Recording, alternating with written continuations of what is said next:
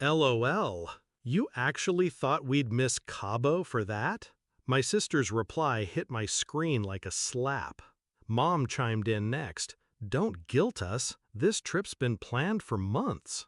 I stared at the thread. 3 dots blinked, then stopped. I typed, my mistake, sent it, closed my phone. They thought that was the end.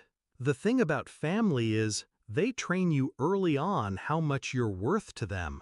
When I was 9, Mom forgot me at a school recital because she had a spa appointment. At 13, Dad missed my science fair because he had work drinks. And my sister? She specialized in cruelty dressed as humor. By adulthood, I'd stopped expecting rescue. I learned to drive myself home from the ER at 17 after collapsing in gym class. So no, this wasn't shock. This was confirmation. Still, I needed them to feel it this time. The surgery wasn't optional, not cosmetic, not something I could postpone. The kind that comes with sterile white walls and nurses speaking in hushed tones. I could have hired a driver, called a friend, paid for a ride. But the family group chat wasn't about logistics. It was a test. One I knew they'd fail. Their Cabo trip wasn't cheap, booked months in advance. Photos of white sand and infinity pools already lined my sister's feed. They were proud of that trip, almost as proud as they were of never admitting when they were wrong. Perfect. I didn't explode. I didn't beg. I planned. 2 days before my surgery, I called the hospital. Quiet voice, specific request. The nurse listened, hesitated, then agreed. All within policy, technically. The morning of the 15th, they wheeled me in. Sterile lights above, mask over my face.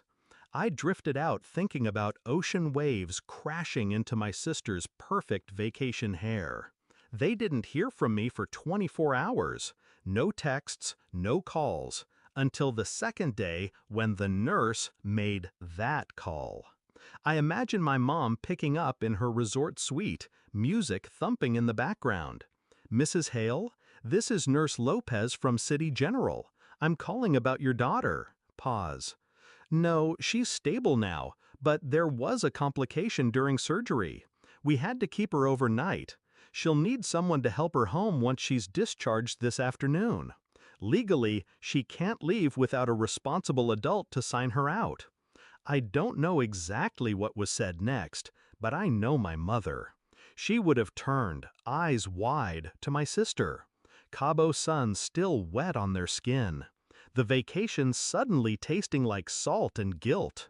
They had 2 choices: stay, finish their trip, prove me right, or cut it short, fly home, spend thousands just to save face. They flew home. When they walked into my hospital room, I was sitting up in bed, hair washed, dressed in clean clothes. Mom's smile was tight. My sister's mascara was smudged from the flight. You should have told us it was serious, Mom said. I just tilted my head. I did. You just didn't believe me. Silence, thick enough to choke on. I signed the discharge papers. They drove me home in awkward quiet, my sister scrolling her phone like she could scroll herself back to Cabo. The real sting? By the time they returned, their resort had resold their suite. No refund. The flights they rebooked were triple the price. And every photo they'd planned to post to make people jealous? Never taken. I didn't even need to raise my voice. Just one small truth, placed in the right hands at the right time. When they dropped me at my apartment, Mom muttered, "Next time, just call a friend." I smiled, slow and deliberate. "Oh, I will. Don't worry, there won't be a next time for you." The door closed behind me. And for the first time in years, I didn't feel like the forgotten one. I felt like the one who decided the ending. Funny thing about revenge, you don't have to destroy someone's life. You just have to make them live with the truth they've been avoiding.